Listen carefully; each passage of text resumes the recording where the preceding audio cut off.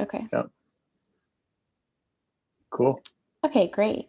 Well, it's 12:30, so we can just get started, and as people join, they can just jump in. So welcome everyone to this live speaker series. The L&D team is hosting this call today, and we're chatting with John Fitch, who's the author of the book called Time Off. A few things that I just wanted to touch on before we get started. If you need the link to the agenda, let me just add it in the chat one more time. The format of today's call is going to be a bit of like a fireside chat at the beginning. I'll ask John a couple of questions and then we'll jump into a Q&A. So if you have any questions for John, make sure to add them with your name to the doc. Also, there is a link to the agenda if you're interested in reading John's book. There's a link to the book and also a link to the handbook page with steps on how you can expense it as a work-related book if this chat makes you interested in hearing more about what John has to say. And then one more thing I wanted to point out too is that this speaker series is part of a larger initiative the L&D team is working on this week called Mental Health Awareness Week. There are links to the issues that have been posted on day 1, 2, and 3 also in the agenda if you want to check out the stuff that we've been sharing there. And I think that's all. So we can get started. John, thanks so much for joining us. Your whole bio is in the agenda, but I'd love if you could just take a second to introduce yourself to the GitLab team. Yeah, first of all, it's an honor to have your attention for this brief moment today. And you should pat yourself on the back just by being here. You're already practicing what we would consider a rest ethic. You know, you're stepping away from the task for a moment to intentionally detach. This is a different form of time off, which is, call it learning and development. That could be done reading and other forms of media, but well done. You're already practicing a lot of what I'm going to talk about. And really our goal with the book was to expand the connotation of time off. We did surveys early on when prototyping the book. We found that most people's default connotation was time off only meant vacation. There's nothing wrong with that, but we always kind of joked, my co-author and I, that if you look at vacation, it's rooted in the word like to vacate, like you vacate a burning building. So we wanted to have a book that had people proactively take time off before it's too late. Why did we decide to write this book? Well, I can only speak for myself. My co-author has a great answer as well, but I consider myself a recovering workaholic.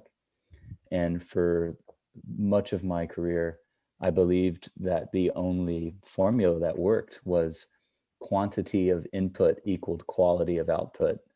And after getting humbled many times, I had a breakthrough and realized that no, it was quality of input equaled quality of output. And one aspect that I was not paying attention to for quality of input was intentional time off. And had my own breakthrough, which is a story that you could read in the book, but I had a real humbling moment where my life kind of came crashing and kind of forced me into some deep reflection. And I came to see the value of time off. And then I became obsessed with the topic. And I found myself starting a new company with some mentors, and we made time off and rest our number one strategy, meaning we wanted to, we called it focusing on our rest ethic as much as our work ethic. And that little seed of an idea and a concept that we really gravitated our entire company around allowed me and my team around me to do our best work. So I became very fascinated by the concept, started a podcast talking to creatives, entrepreneurs, scientists, you name it, about their time off practices, because I was like, wait, is this too good to be true? Is this an anomaly that rest is actually productive? And after many awesome interviews with different people on the podcast, the listenership just kept sending me emails saying, John, please make this a book so I can hand it to my executive team or to my team. And so we did that. And the book Time Off came out in May. Little did we know our book would come out in the middle of a pandemic, but it's actually kind of a blessing in disguise. And so all things time off or rest ethic, as we like to say, is what we think about. And now that the book's out, we've been working with organizations that are on the same vibration, like we're having this conversation. And it's just amazing that people are we're not the only people thinking about this. So now we're focused on building tools and other programs to help people live out the advice in our book. Yeah, that's great. Thanks. And one of the reasons I think I'm so excited to chat with you about this is because from my perspective, I think GitLab has a fantastic PTO policy, but not necessarily something that you've had in the past before, and team members might not know how to use it and when to use it, and especially if they're coming from a company where that wasn't the case. I'm Yeah. wondering, oh, sorry, go ahead. Oh, no, I was just going to say, I spent this morning, I was very excited when Darren, who leads up your remote function, heard me on a podcast, apparently wrote a piece called "Time Off is Productive" in your documentation, your culture of documentation. Highly recommend reading that. I know Josh has a link to that. It's amazing. And that led me down a beautiful deep dive into some of your other documentation. I refreshed my memory by going through your handbook today, your paid time off section. It's very verbose. You should be very proud that compared to a lot of the organizations we work with, you are well ahead. And so well done. Of course, you can always improve and iterate, and you will. And hopefully I can share some ideas there. But I just wanted to say, well done. You're already in the direction that I consider success. Yeah, that's great to hear. Thanks for all Mm-hmm. those kind words. I think maybe before we dig into more strategies about how to actually use the time off, maybe we can take a step back and talk about burnout for a second, because I think that too often team members get to burnout and then realize I should have or need to do something about it. And I'm wondering if we can talk about strategies that teammates can use to identify burnout in themselves and in others, and then how to manage that when they recognize that something doesn't feel right, that they're approaching burnout. Yeah, absolutely. And at some point, do you think I have the ability to share my screen? I kind of prepared a little visual that might Oh, sure. help. I think Yeah, you I may need think you to. should. Oh yeah, I think I'm able to. Okay, one second here. I just wanted to share a quote from the book. I think this would be helpful. Can you see this like mural board that I'm showing? Yep, I can see it. Cool. So yeah, our book has a lot of deep dives into the different forms of time off, and we have a lot of awesome supporting profiles to help have some narrative around some of the science that we studied. But I love this profile we did on Lupita Nyong'o, who's an amazing actress. She was one of the awesome actresses in the movie Black Panther, and this quote of hers is brilliant, and I want to use it as an orientation to answer your question. She says, finishing an intensive project is kind of like having a hangover, where you're so used to a rigor of existence, and then all of a sudden there's none. I make the time, she's mentioning her time off practice, because otherwise I wouldn't survive.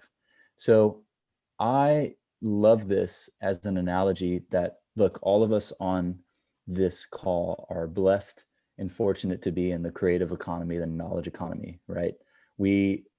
Our outputs are intellectual property, design, solutions to problems. We use our minds.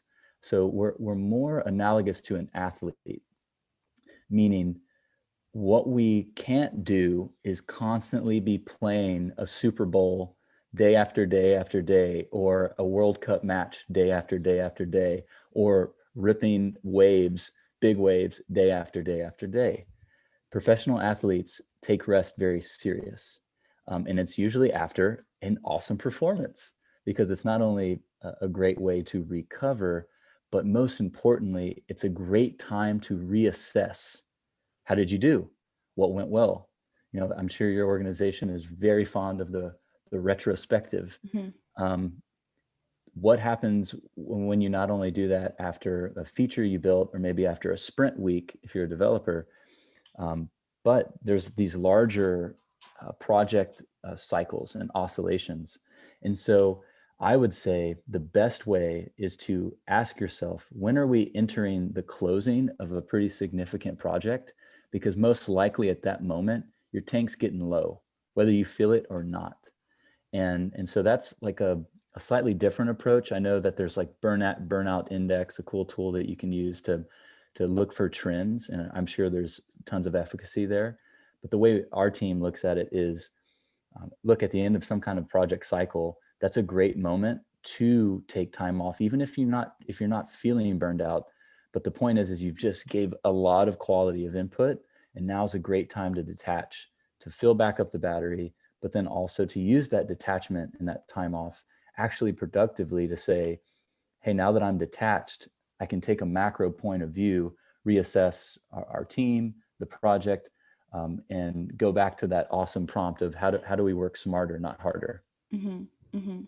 I think that framing it in that way is so important. And instead of saying, wow, I feel burnt out, I need to take time off, it's Mhm. if I keep going, I'm going to feel burnt out. And so I'm going to take time off now instead of Mhm. waiting until I get to that Yeah, point. it's like I don't know, some of you may hike or do some kind of endurance. They say the moment you're thirsty, you're too late. Too late. Right. Yeah. Exactly. Yeah. Yeah. Your And body's so, telling you you're already dehydrated, right? So don't yeah. wait for that Yeah. Yeah. moment. Yeah. And I'll add another thing that I think is important, because your team has documented this in your handbook. Um, if you are feeling burned out, I think it is very brave to mention it. So I'm not trying to say toughen up, like don't talk about when you are feeling burned out. Definitely talk about it and be human. And we are humans. We're not machines.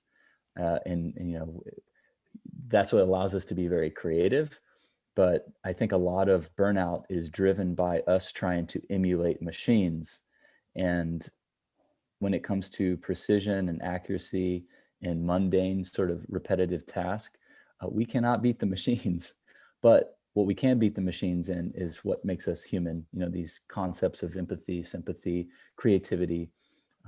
And at the end of our book, we have this future of work section where we see time off as being one of the number one skills as we lean more and more into accepting that we're creative workers, we're knowledge workers, we're not industrial workers. Most of us are, at least. And even those people will at some point have the opportunity, if they're more based on physical labor, will be transitioning more and more into knowledge work and creative work. Yeah. Great. And Thank you. yeah, real quick, I saw Amanda. Oh, Uh, yeah. yeah, thanks for bringing that question. And Josh, thanks for being on top of it. I can back channel with you, Josh, if you want those quotes. But again, they can be found in the book, which I guarantee all of you will look really good on your coffee table. Awesome. Okay, so this next question that I wanted to ask you is getting more into the weeds, I guess, of how PTO and how time off shows up for the GitLab team specifically. Mhm. And I think that one of the biggest struggles that teams find in making use of the PTO policy that we have is finding the way to balance that with the achievement of OKRs on their team. And I think you touched on this a little bit in talking about how the end of a big project can be a really great time to take that time off and step away to assess. But I'm wondering if we can talk a little bit more about how to approach that balance. Mhm. And then I think too, how that balance is so amplified now during COVID-19, Mhm. and maybe how that might change or impact the way that we're balancing our time off with Mhm. achieving our roles. Awesome. So I love OKRs, even at time off. Again, we wrote a book, but now we run a services business and going to be launching a product soon. We're using OKRs, so I can definitely relate to that. When I think about OKRs, I know they've been around for a good while, but John Doerr, I believe, wrote one of the most recent books on that called Measure What Matters. And what I love about that more recent documentation of the OKR method and philosophy is, in that book, they talk about sometimes you need to refine your OKRs based on what's actually happened. Well, I agree. And in order to refine, and make something better, you need to detach for a moment, right? It's that idea of don't work in the business, work on it. So you could also take the word business and replace that with project, right? Don't work in the project all the time. Sometimes work on the project, which is at that higher altitude. And that's, again, the rest is productive part is, as Darren did a good job of summarizing my favorite section of the book called The Creative Process and Time Off. You have a 4-phase process of any creative endeavor.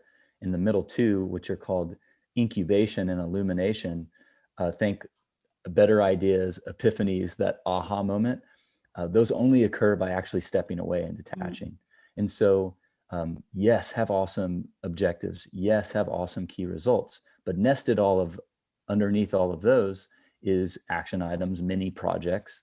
And so there's going to be different cycles and oscillations for the team to not only time the time off better, but make the most of it, which is most organizations, and this is the tool that we're currently prototyping, is what we call reintegration or incorporation. Reincorporation, which is great. You just, whether it was a day, 3 days, that's something your team's going to have to manage. But when you come back from your time off, you just came back from a higher altitude, meaning you have clarity, you have epiphanies, and a lot of organizations don't do the important task of actually honoring that window of when that person comes back. It's usually you're back on the treadmill at speed 10, incline 5.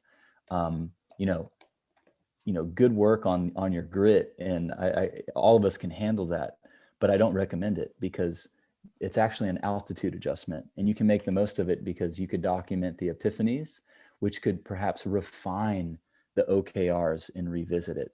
So I think when I read through your handbook, I see a lot of great work on what I would call time off preparation. There's awesome tools and sort of policies and protocols there, at least when I read through it, but I didn't see too many on how do you incorporate someone back. I know there's some thought when someone takes parental leave. I really honor that, and y'all done a great job there. But that concept of reintegration also applies who isn't taking parental leave, but just these more frequent proactive forms of time off. So I think time off could actually make your OKR process better by making sure to get people's ideas and inputs on how those KRs are going now that we've actually had some experience since the day of creating the first version of them. So yeah, highly recommend Measure What Matters if you haven't read it. It's kind of a more up-to-date take on OKRs, and they talk about the nuances. And one of them is sometimes, in your check-ins, you got to actually refine them as you go based on what you learned, maybe through a prototype, or you launched a new feature, and that's a great moment to reassess. Yeah, I completely agree with the what you said about having more guidelines on what it looks like coming back from time off. And I know that team members are feeling this too. Well, one, because a bunch of people just put a +1 in the chat, but just last week, Nice. I remember seeing a conversation happening in Slack, and I can't remember who it was, but I know that it resulted in an MR to the PTO page talking about how returning from time off, especially say if you're gone for a week or 2 weeks at a time, can feel like you're spending a week or 2 weeks just catching up, and you miss out on the opportunities you were just speaking of about coming back into projects you've been working on at that higher altitude with a better perspective. Yeah, think about it this way. When you take your time off, when you come back, you're actually, in a way, for a brief moment, almost you serve the same function as like a consultant does Mm, or a coach to your company because you've been detached for a bit, right? Again, work on the project, not in it. And so before you work in the project or in the product or in the company again, have that moment to honor that you were working on it. You're at that higher altitude, kind of that abstraction. And that can be a real gift because I've seen it myself when I had to figure out how do we manage our time off policy when I was at the firm Animal Ventures. Our model, it's not going to work for everyone, but our model was every person worked 3 months on, very hyper focused, very, we were small teams, and then we had a month off. And we figured out how to scale that and stagger it so the company was still going and we had redundancy. But that the gift is when someone came back, they had all of these great ideas, and the people working in the business, soon to go out of the business, if you will, they would have a beautiful conversation on, hey, we've actually updated things. And then the other person's like, great, because I had these ideas. And so if you're doing these and refining your rest ethic and your time off practice, we have a strong belief that it allows you to upgrade the organization just like you would upgrade the version of your software, and it decentralizes it, right? It's not just one person leading up HR. It's everyone it's everyone's contributing. So yeah, I love geeking out on all this stuff. I Are you ready for Q&A? Just because Yeah, maybe I was there's just going to some say, yeah, if we questions. could move on to, because there's a bunch of questions already in the doc. I'm not sure if someone's on the call who typed out this first one and wants to read it. Otherwise, I can just verbalize. I think I'll just go ahead. So the first question says, how would you schedule your days during your time off with social activity restrictions? What activities would you recommend for us when taking time off? Yeah, I'm going to share my screen again real quick, if you don't Yeah. mind. So going back to, this is just me grabbing snippets from the book. I think the table of contents can help with that. So we've got these different deep dives like sleep, exercise, solitude, reflection, play, travel, our relationship to technology. And we've got awesome profiles and different action guides in there. Look, it's been tough for me too. I'm more of historically I'm going to time it, plan it, and I'm going to go to somewhere like Italy or Greece where there's a slower way of living and cook and read and write. But that hasn't been in my cards. And so I've been doing more of what I would call a time off microdosing versus I used to do macro hero doses in the Yeah. past. And so I've been looking to find parts unknown where I am. So I live in Austin most of the time. And so Austin, Texas, I've just been going on more hikes and long walks around parts of town that I've just never actually gone on a stroll. And that can be just as stimulating with the right mindset. The last I checked, that is still, quote, travel. Travel doesn't mean international tickets only. Right. It's going somewhere new, exploring. That's been a beautiful practice for me to find some silver linings in this pandemic. Another thing that, look, we all have different seasons in life. I've been living near a couple that are dear friends of mine that are now new parents. Talk about a season shift in their Yeah. life. Their time off has to look very different than mine. I recently got two quarantine puppies back in Oh. March, and I know that's nothing compared to actual human babies, but that's changed my rest ethic, just like it's changed my work ethic. And so you got to be creative and flow. And the chapter that I think is the most applicable to everyone in the book is titled Reflection. A reflection practice, which is that scary work of going inward and checking in with yourself. Call it journaling, meditating, mindfulness. I like how Greg McKeown, who wrote the book Essentialism, calls them personal offsites. I think the COVID world has enabled lots of people to think about the personal offsite, which is to just spend time alone with yourself. Our book has some awesome prompts to reflect on if you don't have some that you want to reflect on. But that's, again, it's a practice that you don't need a plane ticket, you don't need a passport to travel inward. And that practice can be some of your best time spent, at least in my experience, of kind of refining and reflecting on not only your relationship to work, but your leisure, your relationships, etc. Yeah, that's great. I'll just say too, I feel like COVID, especially this time, has forced me into becoming a lot more comfortable spending time with myself, which I think relates a lot to Well said. Is there, saying. Samantha, is there a question that you kind of reflect on that's helpful for you? Or at least a topic that you think about? I think personally, it's been a lot of just reflecting on gratitude and being grateful, because I think we can get so caught up in being stressed out and overwhelmed about all of the negative that I try every day to reflect on what is good happening for me, and recognizing that that good still exists, even though there's all of this chaos happening in the my greater community. Yeah. Nice. So I would say gratitude for sure. Yeah, and I have a friend who takes one full day a week to do what he calls stop moving forward.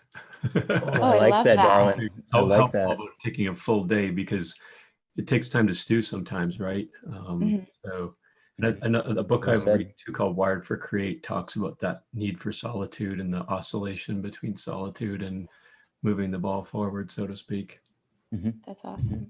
Yeah. Yeah, there's a chapter in our book called Solitude, which I think would add on to that book's content as well. In fact, I think, again, you are an asynchronous forward company. Well done. Hats off to you again. I consider y'all's organization a pioneer in this. So this would be nothing new to you, but we have a subsection in the book called collaborative solitude. And so those two words next to each other intentionally, that yes, you can have your artist-like solitude in moments. And then if you do cultivate that, then guess what? You have things to demonstrate, you have things to show and tell, and then you can center that conversation around some artifacts rather than the default groupthink, which I'm guilty of, that feels productive, but is just kind of a maelstrom of conversation rather than a production of something. So thanks for sharing that, Darwin. Yeah, great. The second question, Fernando, are you on? Do you want to verbalize it? Yeah, sure. I just wanted to say hello also from Austin. Nice. Howdy. Yeah. Yeah, so this question, I want to try and make as general as possible. So the team I'm on in particular was a recent team that was created as a result of multiple acquisitions. So there's, I guess, or at least from my perspective, there's this pressure to deliver on an aggressive timeline, because with an acquisition, we want to get a lot of this functionality into GitLab. Right now, I'm the only front-end developer on that team. And because of the aggressive timeline, I do feel a little bit guilty or uncomfortable about taking paid time off when the rest of the team, is contributing their part to this aggressive timeline. So my question was, how do I go about taking paid time off without giving the impression that I'm not a team player? I'm trying to think of something that would be applicable not only to your situation, but one similar to that. And what comes to mind is words matter, taxonomy matters. And this was a shift when I can relate to that moment in my former role at a company where we had these sort of aggressive prototype builds. And I found that instead of just calling it paid time off or vacation, it was to use more of these like productive terms that also describe what it is. For example, I mentioned in the creative process, there's incubate and illuminate, which happens by detaching, also a great word. And so by changing the vocabulary, I found can have a profound effect by saying, look, this isn't me being lazy and not caring, but I'm actually going to zoom out. I'm going to get in the helicopter. I'm going to go high altitude to not only relax and enjoy the view, but that view of looking down at everything is actually going to give me some ideas, which will ultimately come back to the team, back to the project, back to the build.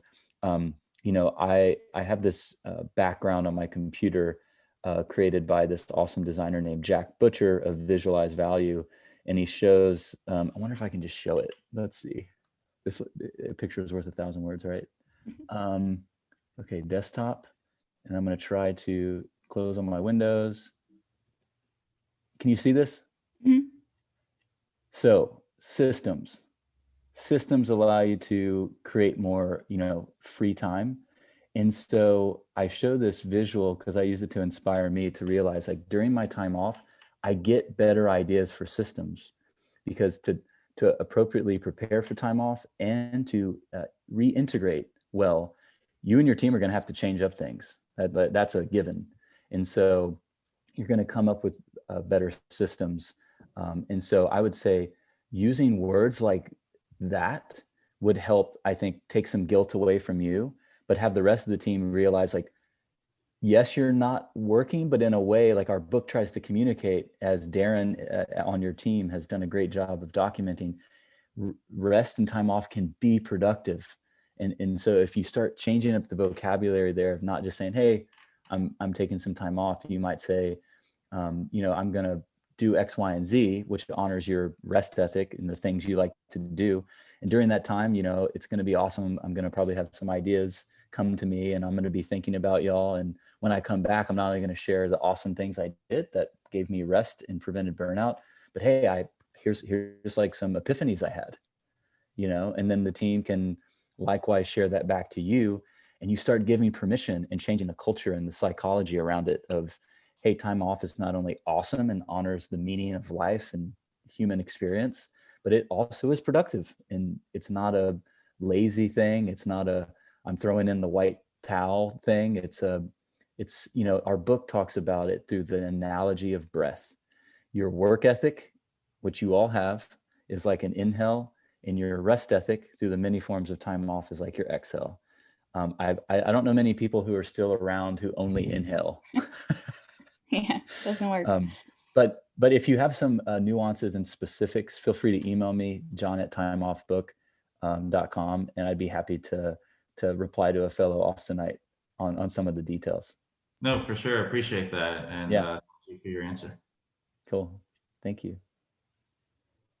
Amanda, it looks like your question's next. Do you want to verbalize? Yeah, happy to. So I've been working on what seems like all year, one urgent project after another. And I work with a team of people who work on the same and are responsible for actually doing the work. So I see the burden that's placed on them. And I want to try as much as I can to encourage these folks to take the time off, even though they feel the pressure of these urgent projects. And I tried to do so actually just yesterday or the day before. And when I was doing it, especially because I was doing it asynchronously, I felt a little bit intrusive, like I was telling somebody you must take time off. But I really want to encourage and say, please take care of yourself. It's really important. What's a good way as a team member? Like, what's the best way that I can help people get into the space of knowing that it's okay and take time for yourself? So I mentioned the need for refining and instituting this, like, you and your team might come up with your own words for it, but this reincorporation, reintegration practice, if done well, what we help companies with is like the show and tell. So let me just ask you real quick, what's some of your hobbies? What does your leisure look like? Just give me an idea. Me personally, cooking, but I'm more concerned with how do I encourage my team members to take the time? Yeah, sure. So why I was asking you what your leisure might look like is, as you start sharing what yours is and how you not only take pride in it, but that it was actually productive and it gave you these ideas, just that act alone gives permission to others to, like, wait, like she's talking about not work a lot. That's like, there's a stigma, at least in the West, of like, oh, this is weird. You can't talk about not work at work. It's like, no, you should. And we spend so much time workshopping the quote work. I encourage teams, workshop. How do you work less? Like that question alone, we've helped like customer support teams, for example. They're not going to come up with a overnight, sabbatical model, but by just spending an hour workshopping how they could work less while still delivering quality experience, guess what? They start thinking about systems and cool new ways that they didn't previously identify on how they could work smarter, not just harder. Because I think that's, at least in the West, I'm guilty of it too, of the default is, oh, we just got to go harder. Whereas if you look, again, the analogy of a professional athlete, they do days where they watch themselves performing, right? Because it's not just about being faster and lifting harder. It's, moving smarter, and using different forms of leverage. And so stress is contagious, and so is calm. And so I think you can start encouraging by just simply doing it yourself and then talking about it with sort of pride, because that gives permission to others to do it. That's kind of how I think about it. Yeah, great question. Jake, are you on the call? Do you want to verbalize? You're up next. Yes, thank you. Hi, John. Also a big Hey, fan of Jake. Jack Butcher, Visualize Value. So Cool. my question is, should side projects be avoided during time off? I find that I often have a burst of energy a few days into a time off period, and I want to get back Yeah. onto my computer and start working on a passion project. Mhm. But is that a counterproductive practice? I think about, range I think about range. And so just like all of our work ethics, they're all different, right? We all have our own recipe. Some of us are more of to Darwin's point, we need to like sit in solitude for a long time and then sudden boom, aha, clarity. Now I'm going to laser in. Other people might want to go deep into the weeds for a while, then detach. There is no one size fits all with a work ethic. Same thing with a rest ethic. So some people, and this is a part of the tool that we're building now, is to understand what someone's rest ethic looks like, because it's very different. You look at Enneagram, Strength Finders, a lot of these personality assessments. That's kind of what we're working on, is a time off personality assessment. So some people, they're very active. Like my co-author Max, he's like an ultra marathoner, CrossFitter, and so his time off, I look at and I'm like, that's some intense time on, but that's my perspective, right? Whereas I'm much more of I put away technology, and I look kind of, leisurely and lazy, because I just like to contemplate and reflect and observe. That's my style, right? So, and I'm glad you brought this up. That was our goal with the book, was we wanted to show that time off is not just drinking a margarita on a beach. There's nothing wrong with that. That's fun too. But it can be these very active forms of time off, whether it's a hobby or a side project. I interviewed Kevin Kelly on my podcast, who was the founding editor of Wired, amazing author and futurist. And he spends a lot of time in the digital realm. In his time off is to actually get inspiration from the analog. So he builds like toy trains. He has a carpentry shop. Again, very active, but that is his form of intentional time off in detachment, which I applaud. Much different than mine, but all of us have things that bring us meaning. We have a concept in the book called noble leisure. I love those two words combined.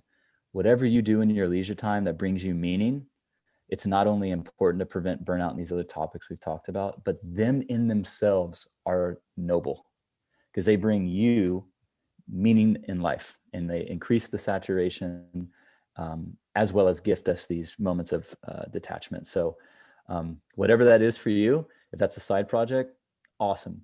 I like cooking elaborate meals for my fiance, or like for my parents, and I will literally spend all day like foraging, cooking it in the most labor intensive way you could imagine. Instead of buying just a salsa, I'm going to make a salsa from scratch, because it brings me meaning, and it brings me like a restful state. Whereas my fiance, she will enter a state of stress if she has to cook. So, we're all unique and different. And that's the concept of a rest ethic, is find your own, design your own, refine your own. That's awesome. Thank you. Thank you. Thanks for asking this, Jake. Something I just wanted to add, if it's okay, before we go on to the next one, is something that I've tried to get better at since joining GitLab, is finding moments like these, not just on full days where I am 100% away from my computer.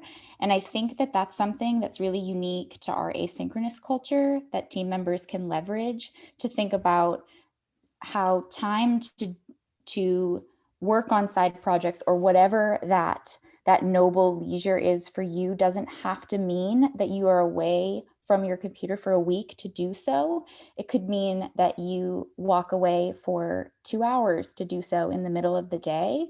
So I think I just wanted to call that out because I think often when we think of time off, we think of I am closing my computer and I'm not working today. And I think that with our asynchronous culture, that's true. And it can also integrate into our days. Well said. Yeah, the Darren Murph, who again wrote this like review of the Time Off book, this concept of the phases of the creative process, preparation, incubation, illumination, verification. That model applies to different altitudes. To Samantha's point, that happens in a day. It happens actually in an hour.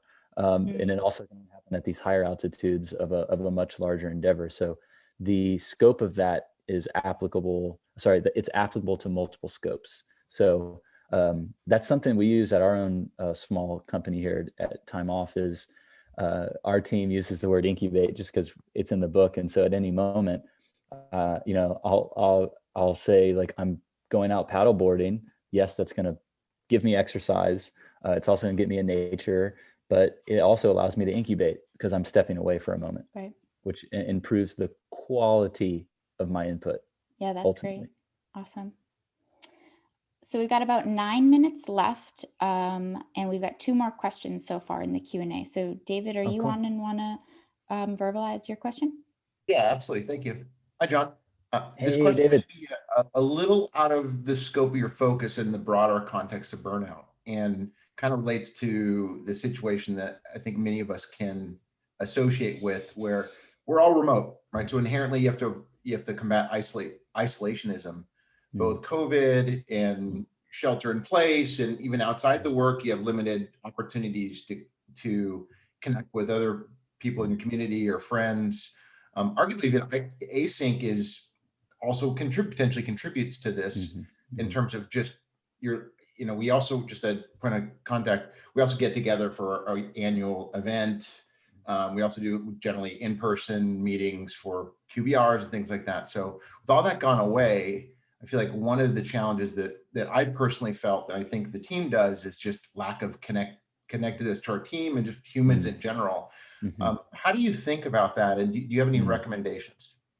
Yeah, everyone probably has based on where you're located. So right now I came to Hawaii to propose to my girlfriend 2 days ago. She said yes. So I'm feeling very good, but congratulations. Oh, thank you. I was super nervous, not only because of that, but I was, it was my first time to get on a plane since February of 2020. And, but the state of Hawaii, I mean, they're an island, they can do this better than other states. But I mean, I had to take 3 COVID tests to even get on the plane. And so did everyone else. And then when I landed, I got tested again. And that gave me a confidence and to then be here and visit with people. Point I'm making there is all of us have different levels of comfort around a pandemic and what we do with our own model of ethics, et cetera. So regardless, I talked about the show and tell concept of the reincorporation and the reintegration of time off. These I find even in a virtual context, in a moment of synchronous work with the team, all of us have on our calendars this synchronous meeting, let's say next Tuesday, and it's got a title like, XYZ workshop or blank review, whatever it is. All those typically are those things on our calendar are usually about the working in the project, in the business. Great. It's important. Got to have it for your work ethic. But maybe put on a calendar a time off talk or a show and tell is what we call it at our team, where the entire objective of the moment is for each one of us to show some photos or some videos of our leisure. Like, hey, like I went on this hike, or hey, me and my kids built this Amazon box castle. And literally there isn't a moment where you talk about the task list and all the things to do at work. It's each person talking about their, what they do outside of work. That's been really beautiful. I usually have, it's in another room, but there's this company called Best Self Co. They started with a journal, but now they make these like cards, these conversation cards. I love doing those in person, but I've also been using them on virtual calls. And it's just a small deck of cards that have these like profound questions. They have one for intimacy and romance. They have one for icebreakers. I love the icebreaker one. And so when we do workshops with teams, I get people, I think, into a new comfort zone. I'm not going to say a discomfort zone, but where I'm like, hey, we're not going to talk about work for the next 30 minutes. We're actually going to talk about what we do outside of work. And it honors each person. And so I know it is tough. Like there's nothing like human to human eye contact. Hopefully with track and trace getting better, some of us will be better off with maybe visiting some people with less anxiety. But even if you're still going fully virtual, I just stop talking about the work for a moment and talk about each person outside of work. And it's powerful. That's something I highly recommend as an exercise with your immediate team. Cool. Thank you. Yeah, great question. And I feel you. I miss big dinner parties that I would once host. I tend to have lots of leftovers now because I still act like I'm cooking for 14, but it's like 2. Yeah, I do the same. All right, we've got 4 minutes left, so I think we have time to answer this last question. Alejandro, are you on the call and to verbalize? Sure. So, well, thanks, John. But very clearly, I wanted to talk of a tangentially related subject, which was imposter syndrome, which I think is related also to time off, because one of the reasons why maybe you don't take as much time off as you need is that you wonder, have I done enough work? Have I done enough quality work? Do I really deserve more time off? I'm going to delay it because I want to contribute more before I feel like I can take time off. Mm-hmm. Do you have any pointer of how to deal with those feelings? Yeah, totally. Again, what I mentioned earlier, this concept of you don't need a passport or an expensive plane ticket to travel inward. And I think that one way to proactively prevent imposter syndrome is to do that internal alignment, that internal work, which I do through journaling. Some people don't even write down, they just think and feel, and that's fine too. I think that through a frequent reflection practice, and that can manifest in different formats, allows you to really understand who you are versus what society wants you to be.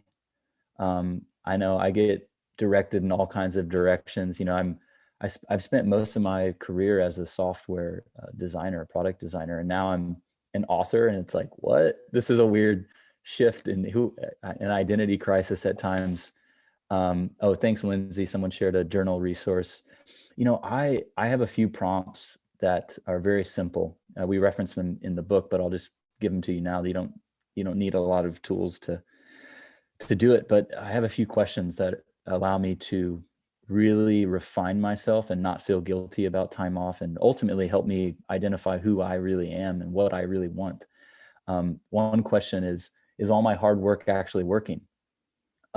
That's an important high altitude question. I look at my effectiveness over busyness and usually realize I'm spinning some wheels that aren't useful or productive.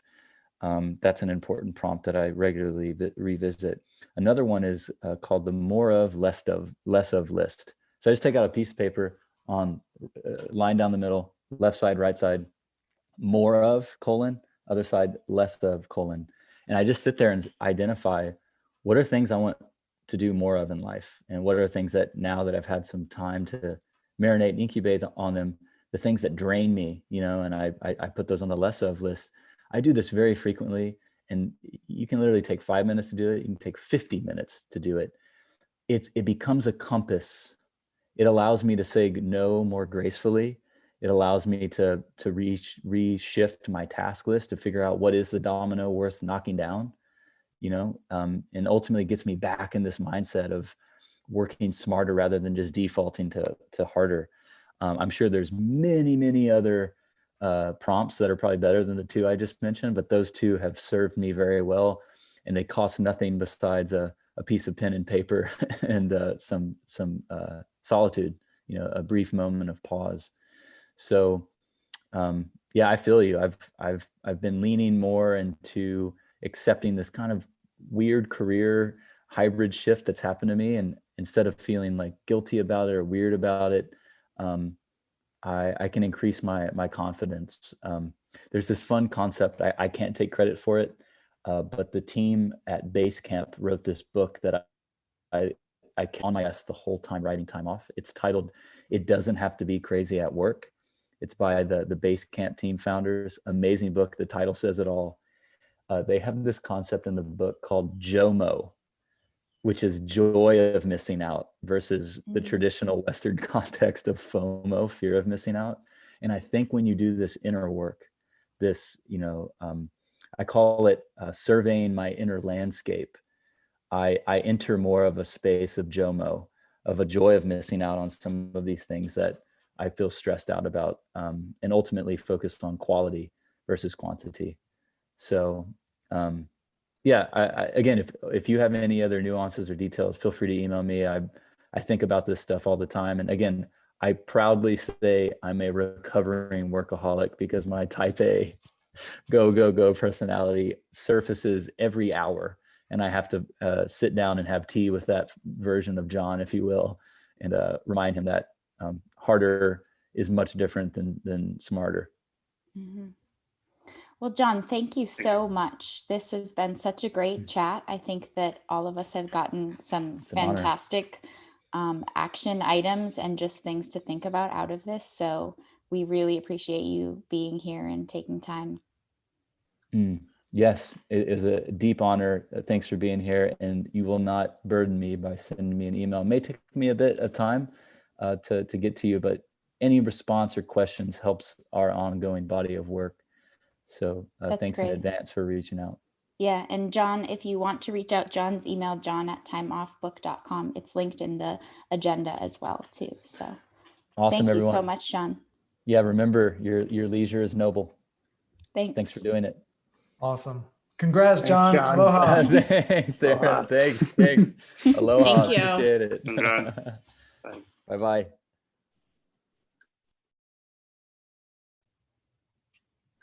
Nice job, Samantha. Thank you. I thought that was great.